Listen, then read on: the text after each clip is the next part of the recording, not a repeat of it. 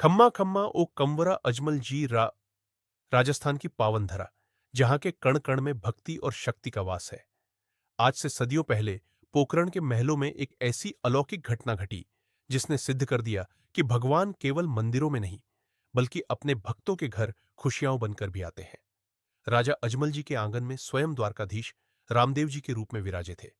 हवाओं में एक अलग ही सुंगत थी और महल के कोने कोने में दिव्य आभा थी। माता मैणादे की दिनचर्या एक सुहानी सुबह थी। माता मैणादे अपनी रसोई में प्रभु सेवा और अतिथियों के सत्कार की तैयारी में जुटी थी।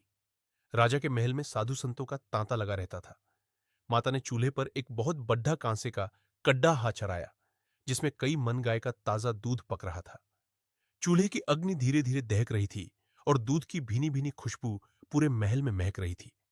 माता का ध्यान रसोई में तो था, लेकिन उनका हृदय पालने में सो रहे अपने नन्हे लाल रामदेव में अटका था। तभी अचानक चूल्हे की अग्नि तेज हो गई। दूध धीरे धीरे ऊपर उठने लगा। माता मैणादे दूध को हिलाने ही वाली थी कि तभी दूसरे कमरे से बालक रामदेव के जोर जोर से रोने की आवाज सुनाई दी। माता का ममतामयी मन घबरा गया। एक तरफ अन्न दूध का अपमान होने का डर था, क्योंकि उफनता दूध अग्नि में गिरना बद्धा दोष माना जाता था, और दूसरी तरफ उनका प्राणों से प्यारा लाल बिलख रहा था।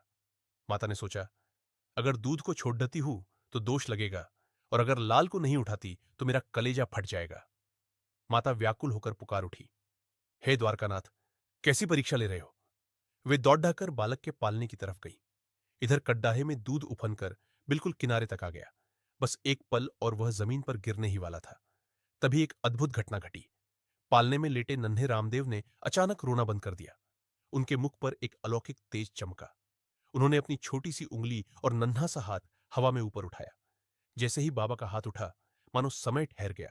वह उफनता हुआ दूध, जो गिरने ही वाला था, किसी अदृश्य शक्ति के दबाव से धीरे धीरे वापस पतीले के नीचे बैठने लगा। दूध ऐसे शांत हो गया जैसे किसी ने उसे आज्ञा दी हो। जब माता मैणादे बालक रामदेव को गोद में लेकर रसोई में पहुंची, तो वहां का दृश्य देखकर उनके हाथ से थाली छूटते छूटते बची। दूध शांत था, चूल्हा जल रहा था, पर एक भी बूंद बाहर नहीं गिरी थी। उन्होंने जब अपने लाल की ओर देखा, तो नन्हे रामदेव मुस्कुरा रहे थे। माता की आंखों से अश्रुधारा बह निकली। उन्हें समझ आ गया कि उनका पुत्र कोई साधारण बालक नहीं, बल्कि स्वयं जगत का पालनहार है। उन्होंने झुककर अपने पुत्र के चरणों में शीश नवाया। उपसंहार यह था, बाबा रामदेव जी का वह पर्चा जिसने मां की ममता और प्रभु की माया के बीच एक सेतु बना दिया।